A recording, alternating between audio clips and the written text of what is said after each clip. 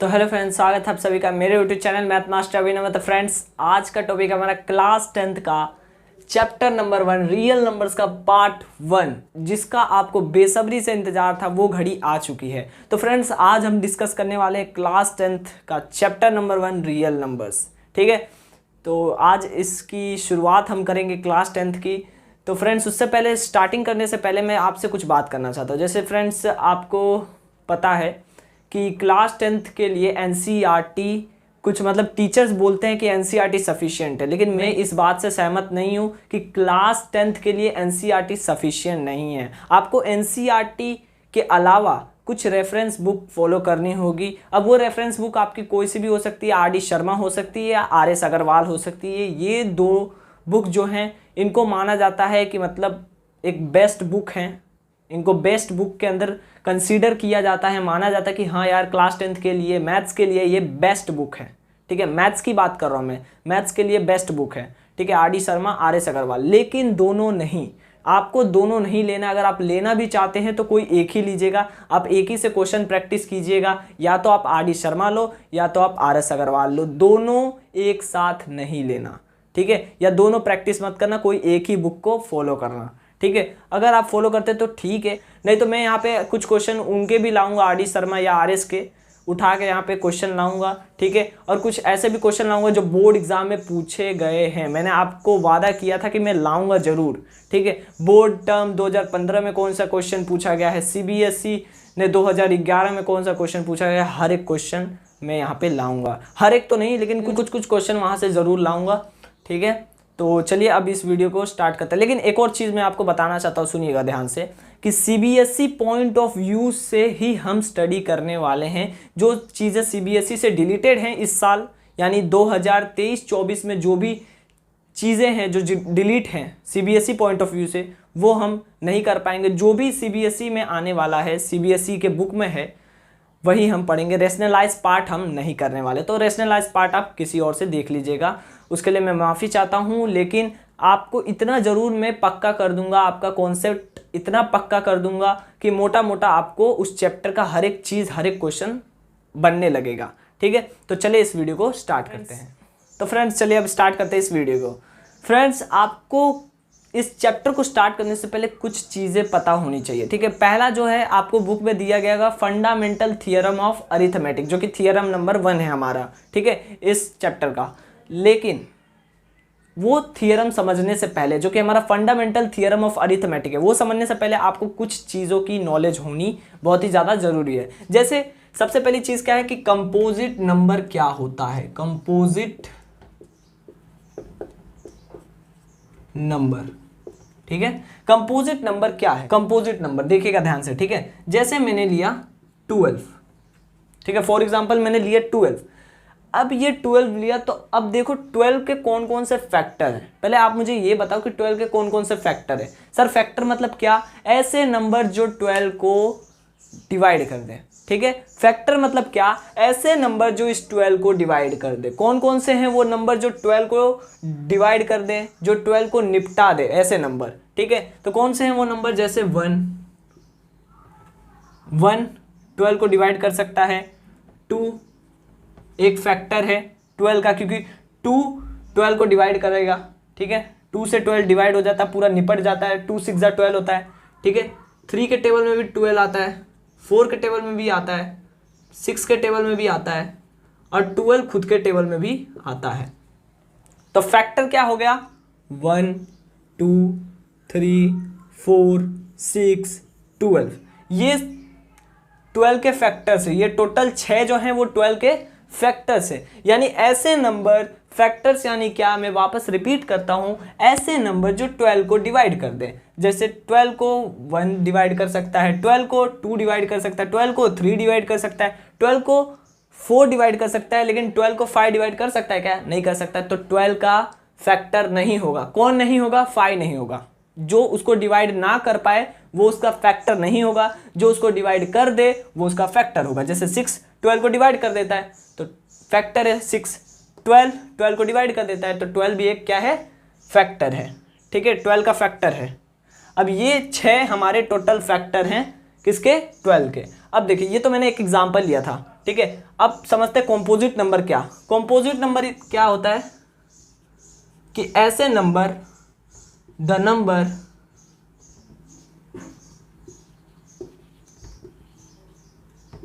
which has more than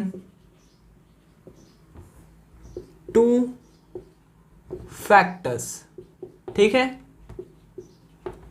ठीक है, यानी ऐसे नंबर जिसका 2 से ज्यादा फैक्टर हो उसको हम लोग क्या बोलेंगे सर, कंपोजिट नंबर बोलेंगे।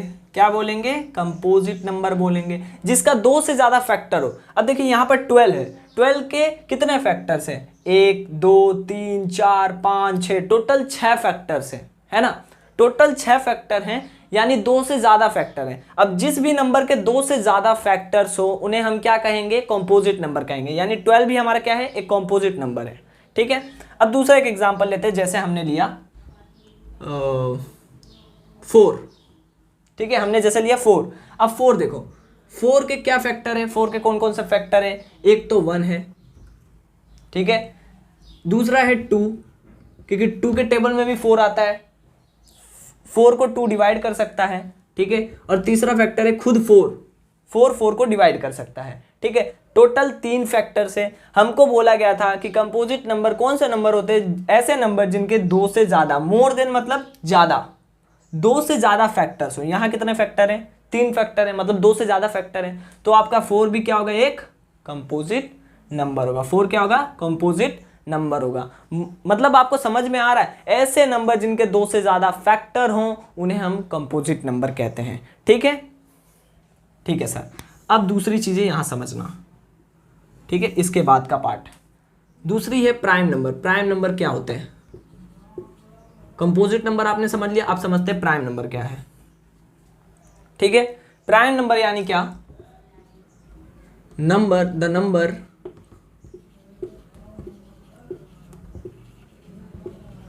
which has only 2 factors, यानी ऐसे नंबर जिसके सिर्फ और सिर्फ 2 फैक्टर हो। फॉर एग्जाम्पल जैसे मैंने लिया 3, अब 3 के फैक्टर्स आप बताइए, यानी ऐसे नंबर जो 3 को डिवाइड कर दे, कौन कौन से हैं, एक है 1, ठीक है, वो नेचुरल नंबर होने चाहिए, इतना याद रखना, ये मैं बात आपको बताना भूल गया था, सॉरी, कि वो जो नंबर जो इसके फैक्टर है वो नेचुरल नंबर होने चाहिए। नेचुरल नंबर यानी क्या, जो 1 से स्टार्ट हो, ठीक है, 1 से जो स्टार्ट हो, 1 2 3 4 5 6, तो वो जो है, जो उसके फैक्टर है वो नेचुरल होने चाहिए, नेचुरल नंबर होने चाहिए। ठीक है, इंटीजर नहीं, नेचुरल नंबर। तो एक 3 का फैक्टर क्या है, 1 है, दूसरा फैक्टर क्या है, खुद 3 है, यानी 3 3 को डिवाइड करता है, और 1 भी 3 को डिवाइड करता है। इसके अलावा और कोई नंबर जो इसको डिवाइड करता है, हाँ बिल्कुल है, माइनस में है, नेगेटिव है, पॉजिटिव का नहीं है, लेकिन हम बात कर रहे हैं सिर्फ और सिर्फ नेचुरल नंबर की। तो नेचुरल नंबर जो 3 को डिवाइड कर दे वो कौन से हैं, एक 1 है और एक 3 है, एक 1 है एक 3 है, एक 1 है एक 3 है, तो कितने हैं, 2 फैक्टर्स हैं। अगर किसी नंबर के 2 फैक्टर हैं तो उन्हें हम क्या कहेंगे सर, प्राइम नंबर कहेंगे। ठीक है, ये आपने बचपन में पढ़ रखा होगा, मैं उसी चीज को थोड़ा रिवाइज करा देता हूँ, क्योंकि यहाँ इस चैप्टर में बहुत ज्यादा काम आने वाले वही सारी चीजें, अगर जिसने नहीं पढ़ा वो सीख लो अभी। ठीक है, ऐसे नंबर जिसके सिर्फ और सिर्फ 2 फैक्टर हैं, जैसे यहाँ देख सकते हैं, एक 1 है एक 3 है, 3 के 2 फैक्टर। अब एक और एग्जांपल लेते हैं, जैसे 7 के क्या फैक्टर्स है, एक 1 है और एक खुद 7 है, तो 1 है एक 7 है, इसके अलावा और कोई नंबर से 7 डिवाइड नहीं होता। ठीक है, 7 और किसी नंबर से डिवाइड नहीं होता, सिर्फ 1 से होता है और एक खुद 7 से होता है, इसके अलावा और किसी नंबर से डिवाइड नहीं होता। तो 7 क्या है, एक प्राइम नंबर है। ठीक है, प्राइम नंबर के एग्जांपल जैसे देख लो, 2 हो गया आपका, ठीक है, 2 भी एक आपका प्राइम नंबर है, 3 हो गया, 5 7 11 13 एक्सेट्रा, मतलब आगे बहुत सारे ऐसे नंबर हैं जो प्राइम नंबर हैं जिनके सिर्फ और सिर्फ 2 फैक्टर्स है। कितने फैक्टर, सिर्फ और सिर्फ 2 फैक्टर है, उनको हम क्या कहते हैं सर जी, प्राइम नंबर कहते हैं। ठीक है, तो उम्मीद करता हूँ आपको इतना समझ में आ गया होगा। और अब आपसे मेरा एक क्वेश्चन है, ठीक है, क्या है वो क्वेश्चन, क्वेश्चन नोट करिएगा, इज 1 अ प्राइम और अ कॉम्पोजिट नंबर। इसका आंसर आप मुझे बताइए कि 1 प्राइम नंबर है या कंपोजिट नंबर है। तो इसका आंसर क्या होगा? इसका आंसर होगा, देखो आपको पता है कि कंपोजिट नंबर यानी क्या, ऐसे नंबर जिसके 2 से ज्यादा मोर देन 2 फैक्टर्स हों उन्हें हम कंपोजिट नंबर कहते हैं। जिनके 2 से ज्यादा फैक्टर हो, देख सकते हैं 2 से ज्यादा फैक्टर हो उनको कंपोजिट नंबर कहा जाता है। अब प्राइम नंबर यानी क्या, जिसके सिर्फ 2 फैक्टर्स हो उसको हम लोग प्राइम नंबर बोलते हैं। ठीक है, ठीक है सर। अब देखो यहाँ पे 1 का क्या फैक्टर है, एक 1 है और कोई दूसरा फैक्टर है क्या 1 का? नहीं, और कोई दूसरा फैक्टर नहीं है। 1 का सिर्फ एक फैक्टर है और इसका सिर्फ और सिर्फ एक फैक्टर है, इसीलिए ये क्या है, ये ना ही आपका कंपोजिट है ना ही आपका प्राइम है। ठीक है, इसका आंसर क्या होगा? 1 is neither prime nor composite, यानी आपका 1 ना ही प्राइम है ना ही कंपोजिट है, क्योंकि सिर्फ उसका एक ही फैक्टर है, वो है 1। और मैंने आपको बताया है कि जिसका 2 फैक्टर हो उसको प्राइम बोला जाता है। ठीक है, जिसका 2 से ज्यादा हो उसको कंपोजिट, और जिसका सिर्फ और सिर्फ एक फैक्टर हो उसको हम लोग ना ही प्राइम बोलेंगे और ना ही कंपोजिट बोलेंगे। ठीक है, और 0 तो इसमें आएगा कि नहीं, क्योंकि हम लोग नेचुरल नंबर्स की बात कर रहे हैं, सिर्फ और सिर्फ नेचुरल नंबर्स की। तो मैंने आपको 3 चीजें समझा दी कि सबसे पहले कंपोजिट नंबर क्या होता है, प्राइम नंबर क्या होता है, और तीसरा क्या कि 1 क्या है, 1 प्राइम है या कंपोजिट है। तो आपको ये आंसर पता होना चाहिए कि 1 ना ही प्राइम है, नाइदर प्राइम मतलब ना ही प्राइम है और ना ही कंपोजिट है। ठीक है, दोनों में से कोई नहीं है। तो मैंने आपको 3 चीजें बता दी कि कंपोजिट नंबर क्या होता है, प्राइम नंबर क्या होता है, और क्या बताया कि 1 ना ही प्राइम है और ना ही कंपोजिट है। ये 3 चीजें मैंने आपको बता दी। ठीक है, अब आगे बढ़ते हैं और समझते हैं हमारा पहला थियरम इस चैप्टर का, फंडामेंटल थियरम ऑफ अरिथमेटिक। तो फ्रेंड्स अब देखते थियरम 1.1 हमसे क्या कहता है। थियरम 1.1 जो है उसको हम लोग फंडामेंटल थियरम ऑफ अरिथमेटिक भी कहते हैं। अब ये फंडामेंटल थियरम ऑफ अरिथमेटिक है क्या, उसको समझते हैं। ठीक है, तो नीचे आपको यहाँ पे एक स्टेटमेंट दिख रहा होगा, इसको पढ़ते हैं और समझते हैं कि फंडामेंटल थियरम ऑफ अरिथमेटिक क्या है। ठीक है फ्रेंड्स, तो देखिए क्या है कि every composite number can be expressed या factorized as a product of primes. मतलब क्या कि हर एक कंपोजिट नंबर, जो भी कंपोजिट नंबर है, अभी मैंने बताया कि कंपोजिट नंबर क्या है। कंपोजिट नंबर यानी ऐसे नंबर जिनके 2 से ज़्यादा फैक्टर्स हों।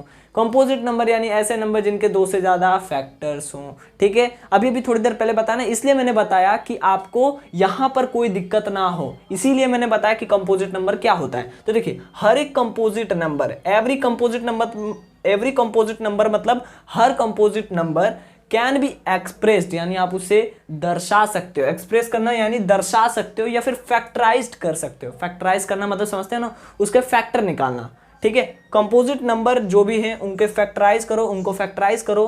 ठीक है, as a product of primes, यानी प्रोडक्ट ऑफ प्राइम नंबर में वो फैक्टराइज हो सकते हैं, ऐसा कहता है theorem 1.1। And this factorization is unique, और ये जो आप फैक्टराइजेशन करने वाले हो वो यूनिक होगा यानी अनोखा होगा, apart from the order in which the prime factors occur. ठीक है, अब देखिए क्या है कि कोई भी कंपोजिट नंबर लेते हैं, ये थियरम 1.1 को अब हम समझते हैं फंडामेंटल थियरम ऑफ अरिथमेटिक क्या है। ठीक है, जैसे कोई भी कंपोजिट नंबर लो, कोई भी कंपोजिट नंबर, जैसे हमने लिया 8। ठीक है, हमने लिया 8 को हम लोग एक्सप्रेस कर सकते हैं as a product of primes. Product of primes, product of prime, product of prime मतलब क्या, 8 के आप बताइए 8 के फैक्टर्स क्या हैं। 8 को हम लोग क्या करते हैं, 8 का हम लोग प्राइम फैक्टराइजेशन करते हैं। ठीक है, प्राइम फैक्टराइजेशन यानी 2 से 8 को डिवाइड करेंगे तो कितना आएगा, 4 आएगा। फिर 2 से डिवाइड करेंगे 4 को तो 2 आएगा। फिर 2 से 2 को डिवाइड करेंगे तो 1 आएगा। ठीक है, ये 2 इंटू 2 इंटू 2, 8 को हम क्या लिख सकते हैं, 2 इंटू 2 इंटू 2। 8 को क्या लिख सकते हैं, 2 इंटू 2 इंटू 2, है ना, 2 इंटू 2 इंटू 2। ये 8 के प्राइम फैक्टर्स हैं। ठीक है, प्राइम फैक्टराइजेशन हमने जब इसका किया तो हमें क्या मिला, 2 इंटू 2 इंटू 2, 2 इंटू 2 इंटू 2। 8 को क्या लिख सकते हैं, 2 इंटू 2 इंटू 2। तो ये क्या है सर, ये प्रोडक्ट ऑफ प्राइम से, प्रोडक्ट ऑफ प्राइम्स मतलब प्रोडक्ट यानी मल्टीप्लाई करना। जब हम प्राइम नंबर को मल्टीप्लाई करते हैं तो क्या होगा, हमें एक कॉम्पोजिट नंबर मिलेगा। जब हम प्राइम नंबर को मल्टीप्लाई करेंगे, ये टू क्या है, प्राइम नंबर है, तो जब हमने इसको मल्टीप्लाई किया तो हमें क्या मिला, एक कंपोजिट नंबर मिला। ठीक है, ऐसे दूसरा एग्जांपल लेते हैं, जैसे हमने लिया 34। ठीक है, 34 क्या है, कंपोजिट नंबर है, यानी इसके 2 से ज़्यादा फैक्टर्स हैं। आपको कैसे पता सर? क्योंकि ये 2 से भी डिवाइड होता है, एक 1 से होता है, एक 34 खुद से होता है। ठीक है, इसके 2 फैक्टर हो गए, और एक तीसरा फैक्टर कौन सा है, 2, क्योंकि ये 2 से भी डिवाइड होता है, क्योंकि ये एक इवन नंबर है। ठीक है, अब देखो 34 को आप क्या लिख सकते हो, 2 × 17। ठीक है, आपको पता है कि 2 क्या है, 2 भी एक प्राइम नंबर है, 17 क्या है, 17 भी एक प्राइम नंबर है, क्योंकि 17 का सिर्फ 2 फैक्टर होते हैं, एक 1 और एक 17, इसके अलावा और कोई फैक्टर नहीं होता। इसलिए 34 भी क्या है, हमारा कॉम्पोजिट नंबर है। मतलब थियरम 1.1 हमसे ये कहती है कि हर एक कॉम्पोजिट नंबर, चाहे वो कोई भी हो कॉम्पोजिट नंबर, आप 100 ले लो, ठीक है, आप 100 ले लो, ठीक है, उसके भी जो कॉम्पोजिट नंबर के जो प्रोडक्ट्स होंगे, जब आप उसको फैक्टराइज करोगे तो वो प्राइम नंबर के प्रोडक्ट में ही होंगे। प्राइम नंबर के प्रोडक्ट यानी क्या, प्राइम नंबर मतलब समझते हो, जैसे 2 हो गया, 17 हो गया, इनको मल्टीप्लाई जब आप करोगे तो वो एक कॉम्पोजिट नंबर बनेगा। जब इनको मल्टीप्लाई करोगे तो कॉम्पोजिट नंबर बनेगा। समझ में आ रहा है? 100 देखो, अभी 100 का प्राइम फैक्टराइजेशन करेंगे तो 2 × 2 × 5 × 5।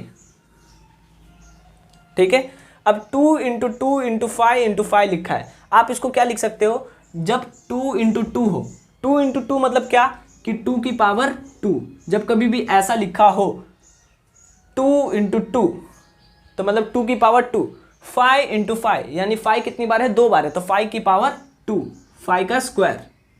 ठीक है, समझ में आ रहा है?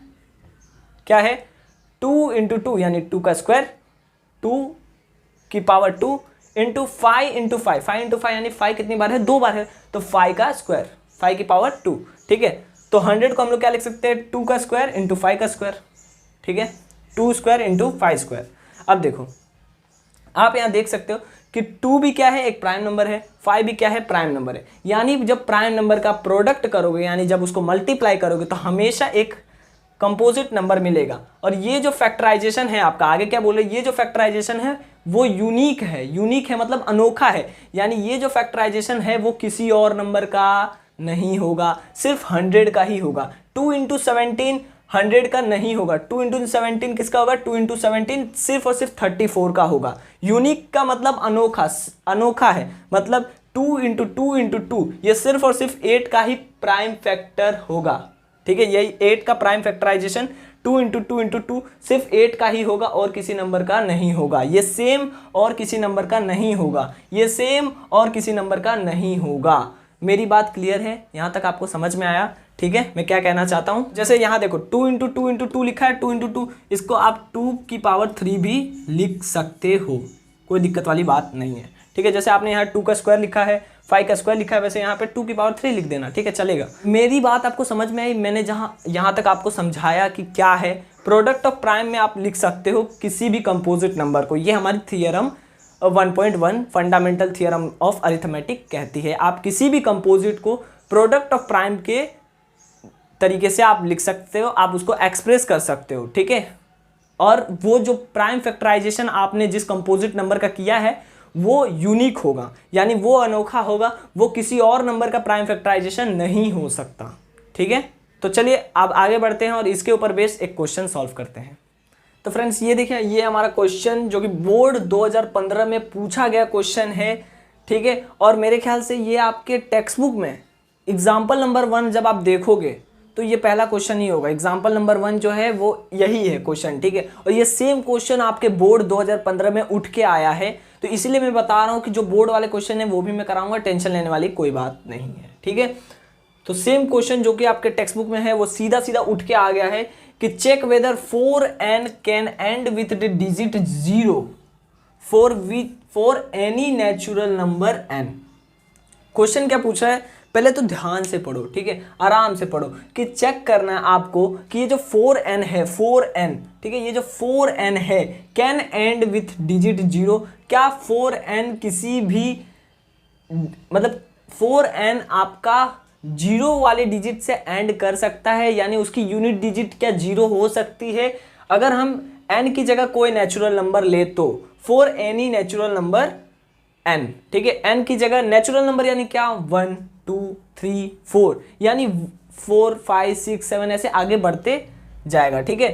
अब 4n का मतलब क्या, 4n n मतलब कोई भी नेचुरल नंबर, यानी n की जगह अगर हम 1 रखें तो 4 रेज टू द पावर 1, 4, इसका आंसर 4 ही होगा, ठीक है। अगर हम 4 का स्क्वायर करें तो 16 होगा, 4 का क्यूब करें तो 64 होगा, और 4 की पावर 4 करें तो 256 होगा। तो आपको पूछ रहा है कि क्या वो एंड करेगा विथ डिजिट 0, यानी 0 से कभी वो एंड करेगा अगर 4n की जगह कोई भी नेचुरल नंबर रखे तो देखो ये तो 4 के साथ एंड कर रहा है, ठीक है। जब हमने 1 रखा तो अगर n की जगह 2 रख रहे हैं तो वो 6 से एंड कर रहा है, ठीक है। अगर n की जगह 3 रख रहे हैं तो वो 4 से एंड कर रहा है, ठीक है। फिर n की जगह अगर हम 4 रख रहे हैं तो वो 6 से एंड कर रहा है। तो आप देख रहे हो पैटर्न 4 6 4 6, मतलब ऐसे आगे बढ़ते जाएंगे, जैसे जैसे नेचुरल नंबर हम बढ़ाते जाएंगे वैसे वैसे क्या होते जाएगा, ये 4 6 4 6 का पैटर्न चलते जाएगा, ठीक है।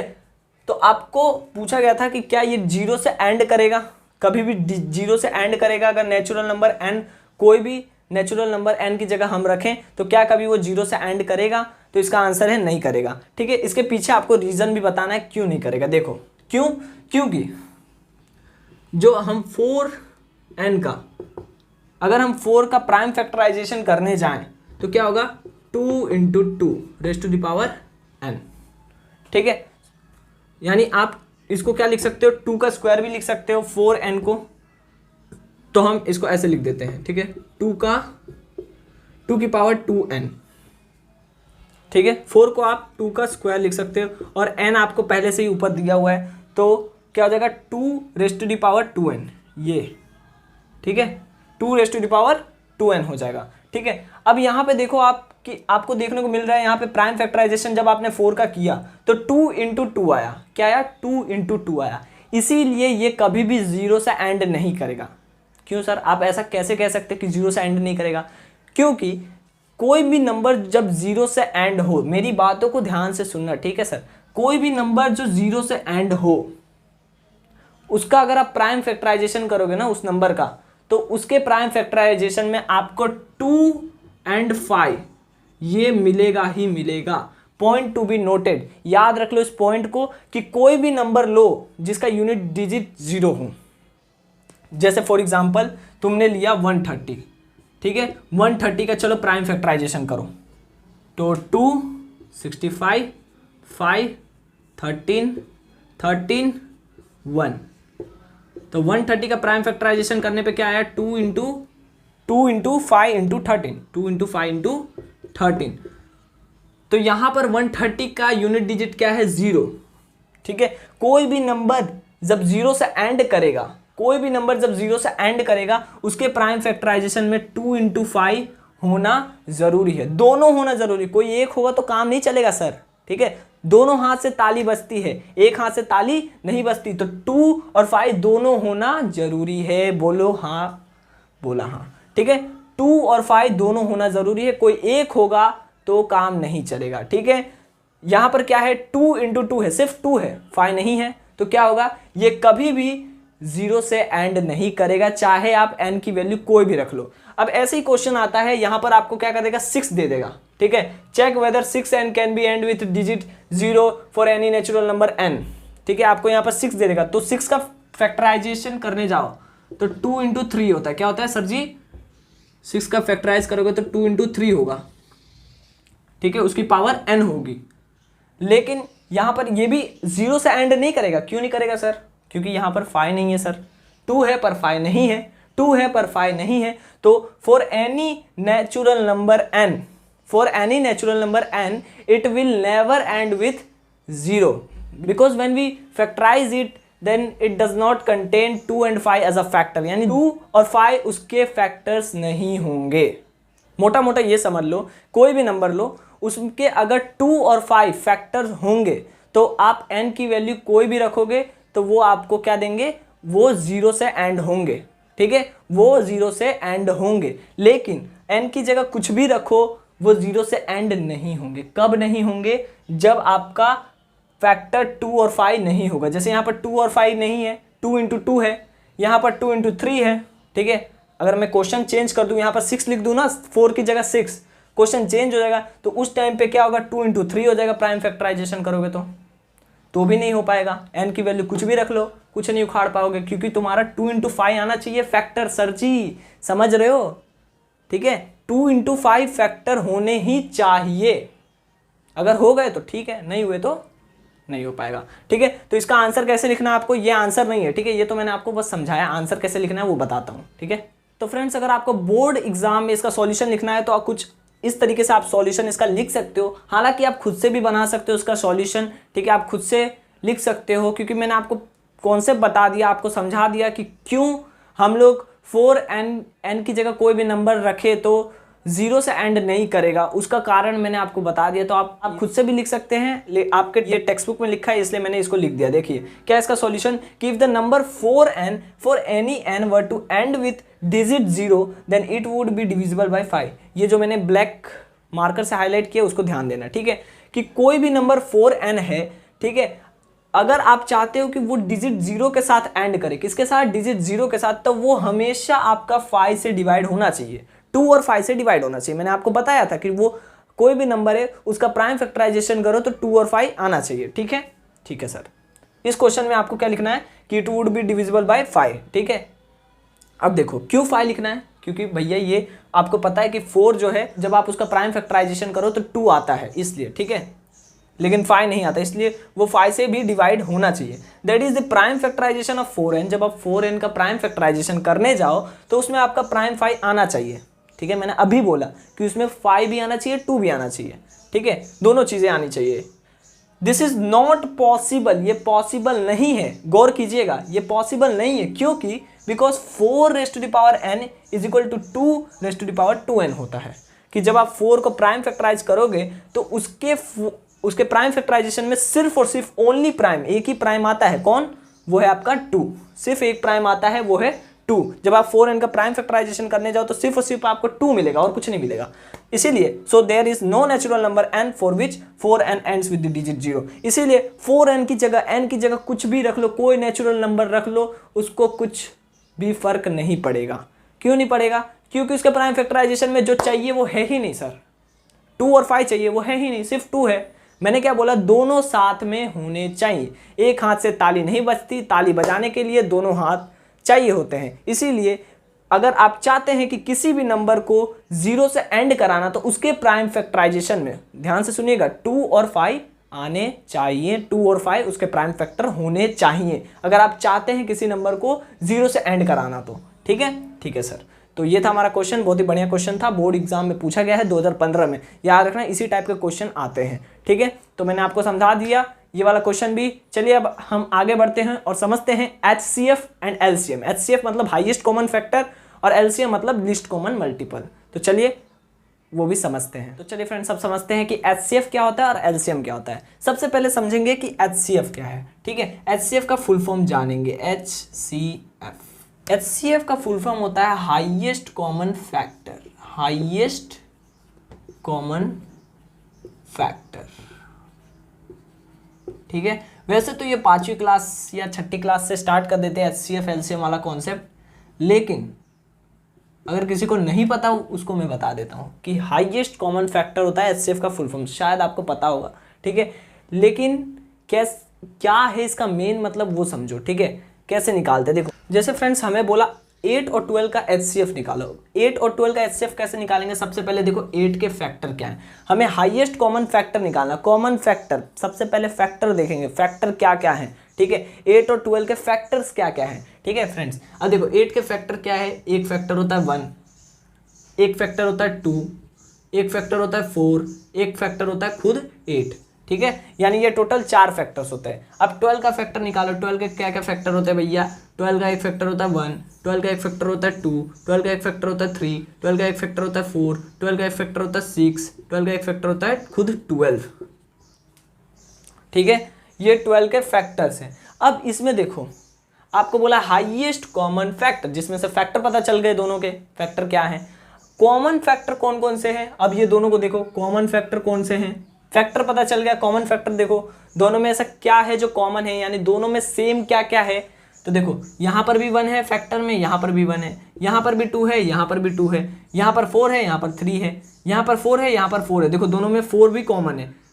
इधर 8 है, यहाँ 6 है, इधर 8 है, 8 बचा है, यहाँ पर 12 है। तो दोनों में 3 चीज़ें आपको कॉमन दिख रही है, दोनों के 3 कॉमन फैक्टर हैं। कौन कौन से, 1 2 4, यहाँ पर भी 1 2 4, दोनों में 3 कॉमन फैक्टर है। और अब देखो हाईएस्ट कॉमन फैक्टर इसमें से कौन सा है, हाईएस्ट कॉमन फैक्टर, हाईएस्ट जो सबसे बड़ा है, 1 2 4, तीनों में से बड़ा कौन है, आप बताइए मुझे, तीनों में से बड़ा कौन है, 1 बड़ा है, 2 बड़ा है या 4 बड़ा है, तीनों में से बड़ा कौन है, तीनों में से बड़ा कौन है, तीनों में से बड़ा 4 है।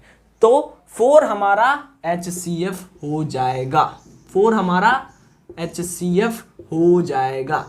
बताइए समझ में आया कि नहीं, आंसर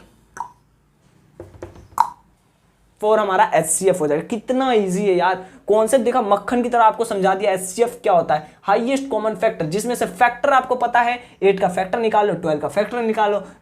अब देखो उनमें कॉमन क्या है, जो आपको कॉमन मिल रहा है, जैसे इनमें 1 to 4 मिला, यहाँ भी 1 to 4 मिला, दोनों में 1 to 4 दोनों में है, तो कॉमन मिल गया। अब इनमें से तीनों में से हाईएस्ट कौन सा है, 4 है, तो HCF क्या हो जाएगा, 4। समझ में आया। इसके निकालने की ट्रिक है, HCF आप बहुत जल्दी निकाल सकते हो, मैं आपको आगे बताने वाला हूँ, ठीक है। तो चलिए अब आगे समझते हैं कि एलसीएम क्या होता है। एलसीएम को हम लोग लीस्ट कॉमन मल्टीपल या लोवेस्ट कॉमन मल्टीपल, लीस्ट या फिर लोवेस्ट कॉमन मल्टीपल के नाम से भी जानते हैं, ठीक है। कॉमन मल्टीपल, यहां पर था फैक्टर, यहां पर है मल्टीपल, ठीक है। यहां पे था फैक्टर, यहां पे है मल्टीपल। फैक्टर का तो पता है, ऐसे नंबर जो आपके गिवन नंबर को डिवाइड कर दें, यानी जैसे 12 का फैक्टर क्या है, 1 है, 2 है, 3 है, 4 है, 6 है, 12 है, यानी ऐसे नंबर जो 12 को डिवाइड कर दे वो 12 के फैक्टर होंगे। और मल्टीपल यानी क्या, जैसे 12 का मल्टीपल निकालने हैं, तो 12 के मल्टीपल यानी 12 1 जा 12, 12 2 जा 24, 12 3 जा 36, 12 4 जा 48, 12 5 जा 60, 12 6 जा 72, ऐसे आगे बढ़ते जाएगा, ठीक है। मल्टीपल यानी आपको मल्टीप्लाई करते जाना है, करते जाना, आगे बढ़ते जाएगा, ठीक है। अब जैसे आपसे पूछा गया कि मुझे 8 और 12 का एलसीएम निकालो, 8 और 12 का एलसीएम निकालो, तो सबसे पहले इसके मल्टीपल्स निकालेंगे, 8 के, सबसे पहले 8 के मल्टीपल्स निकालेंगे। तो 8 के मल्टीपल्स क्या होंगे, 8 8 2 जा 16, 8 3 जा 24, 8 4 जा 32, 8 5 जा 40, 8 6 जा 48, 8 7 जा 56, ऐसे आगे बढ़ता जाएगा, ठीक है, एंड सो ऑन। अब देखो 12 के मल्टीपल्स निकालो, 12 1 जा 12, 12 2 जा 24, 12 3 जा 36, 12 4 जा 48, 12 5 जा 60, 12 6 जा 72, 12 7 जा 84, एंड सो ऑन, आगे बढ़ते जाएगा। अब देखो इन दोनों में कॉमन कौन सा मल्टीपल है, तो कॉमन मल्टीपल है आपका एक 24, देखो 24 इसमें भी दिख रहा है, 24 इसमें भी दिख रहा है, ठीक है। दूसरा आपका कॉमन मल्टीपल कौन सा है, 48, 48 इसमें भी दिख रहा है, 48 इसमें भी दिख रहा है, ठीक है। अभी तो आपको 2 कॉमन मल्टीपल दिख रहे हैं, आगे जितना ज़्यादा टेबल आगे बढ़ाते जाओगे उतना ज़्यादा मल्टीपल मिलता जाएगा, ठीक है। मेरी बात को ध्यान से सुनना, जितना ज़्यादा मल्टीपल आगे बढ़ाते जाओगे उतने ज़्यादा मल्टीपल्स आपको मिलेंगे, कॉमन मल्टीपल्स भी उतने ही ज़्यादा मिलेंगे, लेकिन आपको क्या फाइंड करना है, लीस्ट या फिर लोवेस्ट।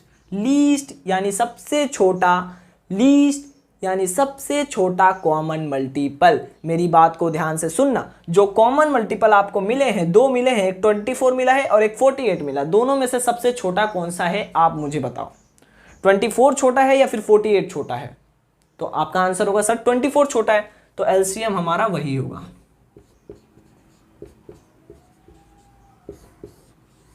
यही हमारा आंसर है 24 एलसीएम। समझ में आया, मैं आपको कॉन्सेप्ट समझाया, समझ में आया कि नहीं आया। देखो कितना आसान है यार, एचसीएफ यानी हाईएस्ट कॉमन फैक्टर, फैक्टर निकालो, फिर कॉमन उनमें क्या है वो ढूंढो, और ये देखो कि हाईएस्ट कौन सा है, उन कॉमन फैक्टर में से हाईएस्ट कौन सा है वो होगा आपका एचसीएफ। दूसरी चीज लीस्ट या लोएस्ट कॉमन मल्टीपल एलसीएम, ठीक है। कॉमन मल्टीपल निकालो, मल्टीपल पहले निकालो, मल्टीपल निकाल लिया सर जी, कोई दिक्कत वाली बात नहीं है। फिर कॉमन ढूंढो, दोनों में कॉमन क्या है, कॉमन भी ढूंढ लिया, इसमें 24 है और 48 है, मिल गया दोनों कॉमन। लीस्ट दोनों में से कौन सा है, छोटा कौन सा है, 24 छोटा है 48 छोटा है, तो आप देख के बता दोगे कि 24 छोटा है या 48 छोटा है। 24 छोटा है तो लीस्ट कॉमन मल्टीपल क्या होगा, एलसीएम क्या होगा, 24 होगा। इनको फाइंड करने के अलग तरीके हैं, ठीक है, ये मैंने समझाया है सिर्फ आपको कि समझते कैसे हैं, ठीक है। एलसीएम अगर कोई आपसे पूछे कि भैया बताओ तो समझते कैसे, निकालना तो सबको आता है, प्राइम फैक्टराइजेशन मेथड करो, ये करो वो कर, लगा दिया हो गया, लेकिन कैसे उसको समझाना है कि आप दूसरों को भी समझा सको, ठीक है, वो आपको समझाना आना चाहिए। उसका नाम जो है हाईएस्ट कॉमन फैक्टर, उसका मतलब आप समझा पाओ। मेरा मोटा मोटा समझाने का मतलब ये है कि इसका मतलब आपको समझ में आया कि नहीं, हाईएस्ट कॉमन फैक्टर मतलब क्या और लोवेस्ट कॉमन मल्टीपल मतलब क्या, इसका मतलब आपको समझ में आना चाहिए। बस ये बता दो कमेंट बॉक्स में कि सर समझ में आया, तो मतलब मुझे भी लगेगा हाँ यार मैंने जो पढ़ाया है वो सबको समझ में आया, ठीक है। तो ये तो हमने समझ लिया कि एचसीएफ क्या होता है, एलसीएम क्या होता है। चलिए अब इसके ऊपर बेस्ड क्वेश्चन भी सॉल्व कर लेते हैं। तो फ्रेंड्स देखिए ये हमारा अगला क्वेश्चन क्या है कि find the HCF and LCM of 100 and 320 by prime factorization method. यानी आपको क्या पूछा गया क्वेश्चन में कि फाइंड करो, फाइंड यानी ढूंढो the HCF and LCM of 100, यानी 100 और 320 का एचसीएफ भी बताना है, साथ ही साथ एलसीएम भी बताना है by prime factorization method. Prime factorization method से आपको दोनों निकालना है, एचसीएफ भी और एलसीएम भी, ठीक है, दोनों एचसीएफ और एलसीएम दोनों आपको निकालना है। अब देखो एचसीएफ और एलसीएम निकालने से पहले हम क्या करेंगे, हम इसका प्राइम फैक्टराइजेशन करेंगे, ठीक है, प्राइम फैक्टराइजेशन करेंगे किसका, 100 का। प्राइम फैक्टराइजेशन कैसे करते हैं सर, प्राइम फैक्टराइजेशन यानी ऐसे नंबर सबसे पहले पकड़ो जो 100 को डिवाइड करते हैं। 100 को कौन डिवाइड कर सकता है, 2, तो 2 लिखो यहाँ। 2 के टेबल में 100 कितनी बार में आता है, 50 बार में, तो यहाँ नीचे लिखा 50, ठीक है। फिर 50 को 2 डिवाइड कर सकता है क्या, बिल्कुल कर सकता है, कितने बार में, 25 बार में, 25, क्योंकि 25 2 50 होता है, समझ में आ रहा है। फिर 25 को 2 डिवाइड कर सकता है, नहीं। 3 डिवाइड कर सकता है, नहीं। 4 डिवाइड कर सकता है, नहीं। 5 डिवाइड कर सकता है, बिल्कुल कर सकता है। तो 5 से कितना होता है, 25, तो नीचे लिखा 5। अब 5 के टेबल में 5 आता है, तो 5 से हम इसको डिवाइड कर देते हैं, तो वो नीचे आया, ठीक है। ये हो गया 100 का प्राइम फैक्टराइजेशन। अब दूसरी तरफ 320 का निकालते हैं, 320। तो देखो 2 के टेबल में 160, 2 के टेबल में 80, फिर 2 के टेबल में 40, फिर 2 के टेबल में 20, फिर 2 के टेबल में 10, फिर 2 के टेबल में 5, फिर 5 1 जा 5, ठीक है। ये आया इसका प्राइम फैक्टराइजेशन। अब हम 100 का लिख लेते हैं पहले कि 100 का प्राइम फैक्टराइजेशन करने पे क्या आ रहा है, 2 into 2 into 5 into 5 क्या आ रहा है, 2 into 2 into 5 into 5, ठीक है, ये आ रहा है। तो इसको हम लोग क्या लिख सकते हैं, 2 into 2 यानी 2 का स्क्वायर, ठीक है, into 5 into 5 यानी 5 का स्क्वायर, ठीक है। अब ये जो 320 आपका 320 को क्या लिख सकते हैं, 2 into 2 into 2 into 2 into 2 into 2 into 5, ठीक है, यानी 2 into 2 into 2 into 2 into 2 into 2 into 5, ठीक है, यानी 2 कितनी बार है, 6 बार है, तो 2 की पावर 6 into 5 की पावर 1, या 5 लिखोगे तो भी चलेगा, ठीक है। अब आपको मेन फोकस करना है इस पे और इस पे, इन दोनों पे फोकस करना है, ठीक है। देखो इन दोनों पे आपको क्या दिख रहा है, आपको निकालना है HCF। HCF कैसे निकलेगा सर, HCF निकालने का सबसे बेस्ट तरीका ये है कि अगर आपको किसी भी नंबर का HCF निकालना है तो सबसे पहले उसका प्राइम फैक्टराइजेशन करो। प्राइम फैक्टराइजेशन करने के बाद ये देखो कि HCF है ना, HCF हाईएस्ट कॉमन फैक्टर, ठीक है, यानी ऐसा नंबर जो बड़ा हो और वो उन दोनों नंबर को डिवाइड कर दे। जैसे यहाँ इन दोनों को 100 और 320 को 2 डिवाइड कर रहा है, ये तो दिख ही रहा है, दोनों में 2 2 आ रहा है, ठीक है, दोनों में 2 2 कॉमन आ रहा है, लेकिन क्या 2 सबसे बड़ा है, हाईएस्ट कॉमन फैक्टर है, नहीं, कॉमन फैक्टर है यानी दोनों का टेबल में आता है लेकिन हाईएस्ट नहीं है। समझ में आ रहा है? अगर आपको कभी भी एचसीएफ निकालना हो तो एचसीएफ निकालना हो तो याद रखो एचसीएफ यानी हाईएस्ट कॉमन फैक्टर, ठीक है। तो आपको क्या करना है, यहाँ पे जब आप प्राइम फैक्टराइजेशन करोगे तो सबसे लीस्ट पावर वाला नंबर लेना है। लीस्ट पावर वाला नंबर मतलब जैसे 2 का स्क्वायर है, यहाँ 2 की पावर 6 है, ठीक है। दोनों में 2 कॉमन है लेकिन आपको इन दोनों में से कौन सा चूज करना है, 2 का स्क्वायर। क्यों सर 2 का स्क्वायर ही क्यों चूज करना है? क्योंकि देखो एचसीएफ यानी क्या, highest common factor. Highest common factor होगा तो वो हमेशा छोटा होगा, ठीक है। नाम भले हाईएस्ट कॉमन फैक्टर है लेकिन वो इन दोनों से छोटा होगा, 100 से भी छोटा होगा, 320 से भी छोटा होगा। समझ में आ रही बातें? अगर हम एलसीएम निकालने जाएं तो 100 से वो एलसीएम बड़ा होगा, भले नाम में लीस्ट कॉमन मल्टीपल है लेकिन वो बड़ा होगा क्योंकि वो मल्टीपल है और फैक्टर क्या होता है, हमेशा छोटा होता है। समझ में आ रही बातें? तो एचसीएफ अगर कभी निकालने को बोले तो हमेशा जिसकी पावर कम है, यानी 2 का स्क्वायर है, यहाँ 2 की पावर 6 है, तो 2 का स्क्वायर छोटा है, इसकी पावर कम है तो हम 2 का स्क्वायर लेंगे। अब दोनों में 5 भी कॉमन है, देखने को मिल रहा है आपको 5 दोनों में है। तो अब इसमें से कौन सा चूज करोगे, जिसकी पावर कम है। तो किसकी पावर कम है, 5 की पावर 1, तो इसको हम लोग ले लेंगे 5 की पावर 1। अब जब आप इसे मल्टीप्लाई करोगे, 2 का स्क्वायर मतलब क्या, 4 इंटू 5 की पावर 1 यानी 5, तो 4 इंटू 5 क्या होता है, 20। तो एचसीएफ क्या आएगा, एचसीएफ आएगा 20, ठीक है, एचसीएफ आएगा 20। अब बात करते हैं एलसीएम की। तो एलसीएम कैसे निकालेंगे सर, एलसीएम यानी आपको बड़ी पावर लेनी है, लार्जेस्ट पावर। जैसे अब इसमें आपको देखना है 2 तो दोनों में कॉमन है लेकिन हाईएस्ट पावर किसकी है, हाईएस्ट पावर है 6। हाईएस्ट पावर क्या है वो आपको चूज करना, हाईएस्ट पावर है 6, 2 की पावर 6, तो 2 की पावर 6 इंटू, अब 5 भी दोनों में कॉमन है लेकिन हाईएस्ट पावर क्या है, 5 रेज़ टू द पावर 2, तो 5 रेज़ टू द पावर 2 यानी 5 का स्क्वायर आप लिख दो। अब क्या होगा, जब आप इसे मल्टीप्लाई करोगे 2 की पावर 6 यानी क्या, 64, ठीक है, इंटू 5 का स्क्वायर यानी 25। जब आप इसे मल्टीप्लाई करोगे तो क्या आएगा सर, आएगा 1600। ये आपका आंसर हो जाएगा, ठीक है। समझ में आया? एचसीएफ आएगा आपका 20 और एलसीएम आएगा आपका 1600। ये दोनों आपके आंसर हो जाएंगे, ठीक है, ये दोनों आपके आंसर हो जाएंगे। समझ में आ रहा है? हमने क्या किया, यहाँ एलसीएम में सबसे पहले तो प्राइम फैक्टराइजेशन करो दोनों का, फिर अगर एचसीएफ निकालने को बोले तो सबसे छोटी पावर किसकी है वो देखो। दोनों में 2 कॉमन है लेकिन सबसे छोटी पावर किसकी है, 2 की है, ठीक है। 2 रेज़ टू द पावर 2 का स्क्वायर मतलब इसकी छोटी पावर है 2 का स्क्वायर, और 2 की पावर 6।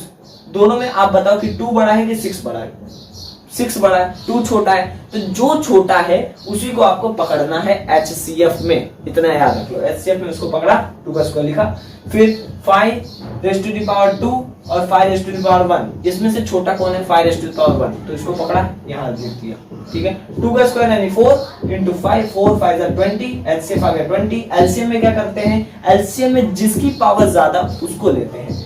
किसकी पावर ज्यादा, 2 की पावर 6, ये ज्यादा है, ठीक है, और यहाँ 5 रेज़ टू द पावर 2 यानी 5 का स्क्वायर बड़ा है, तो हम उसी को लेंगे और उसको मल्टीप्लाई कर देंगे, हमारा आंसर आ जाएगा एलसीएम चुटकियों में। समझ में आ रही चीजें? तो ये था एक क्वेश्चन। चलिए अब अगला क्वेश्चन करते हैं।